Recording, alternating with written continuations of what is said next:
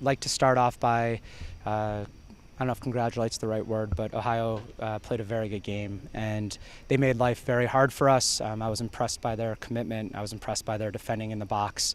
Made a lot of game-saving plays. Were able to put a few balls into dangerous spaces. So, even though a lot of the game was, we had the ball a lot and the game was played a lot in their half, I thought they did a good job. Did a nice job generating chances, just some missed opportunities in there, maybe a half a step here, half a step there, and it could have been a different story. Yeah, I think hopefully that doesn't turn into the story of our season. We have a little bit of a lingering effect from last year where we have the ball for large stretches of the game. The game's played primarily in their final third or in their half. We create a lot of half chances, a lot of crosses, a lot of services into the box, a lot of set pieces, and we're certainly at this point, at least, missing a killer instinct. We're missing a player that's going to run through the ball in the box, someone that's going to be brave. Like we had a breakaway that we somehow hardly got anything on. Just everything is rushed. When it needs to be quick, it's slow. When it needs to be slow, it's quick. And we'll get there, as long as the attitude and the mentality is right. But right now, we need a lot more in that final third. 2 matches in, defensively, still haven't allowed a goal. Is that something you pride yourself in here from that aspect? Yes, credit to the defense, credit to Maria, credit to the center backs and the defenders. Pitching 2 shutouts, over a weekend is not easy. Mostly, as I've said, we replaced a lot of pieces back there. I think it helps them that we have the ball a lot and that they're only called on in transition, and a lot of the times they're picking up outlet passes 1v3. So I want to also give credit to the team and the infrastructure and the midfield and the forwards pressing.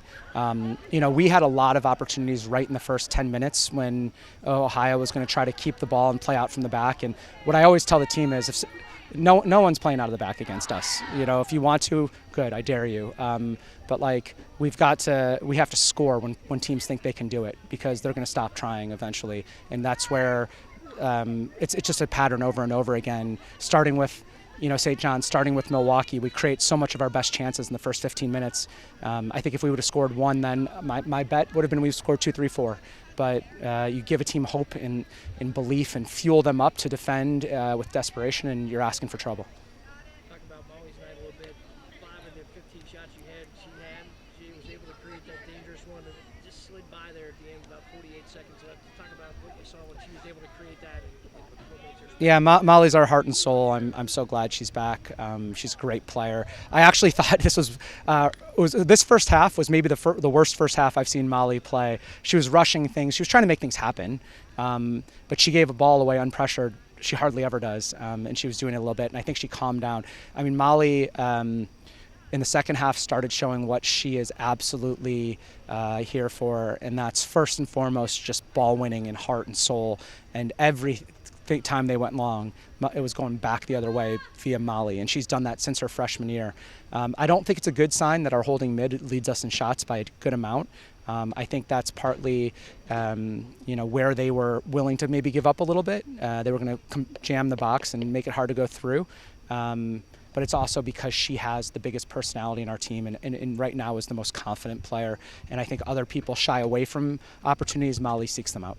Yeah, for your style, you like to sub players in and out a lot, get a lot of bodies onto the pitch.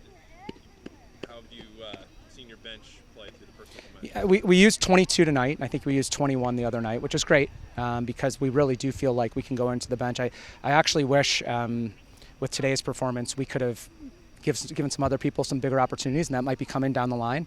I think that on a perfect night and 65 degrees and cool, it's a little bit harder to wear down an opponent. But I think as the season goes on and the games open up, this game was played a lot at a slower tempo because of their lower block. We're going to be able to use that bench even more and more. And as games compound and Thursday, Sunday comes on, that's where I think we really start separating ourselves from some people.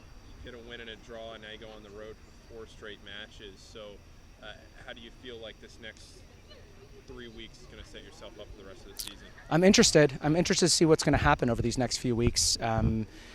Hopefully this one's a wake-up call. If you tie a good team, it's not a big deal. But how we do it, in sort of our lack of intent, our lack of intensity, our lack of heart and commitment in certain phases, we're going to get punished in these 4 games if we don't turn it around.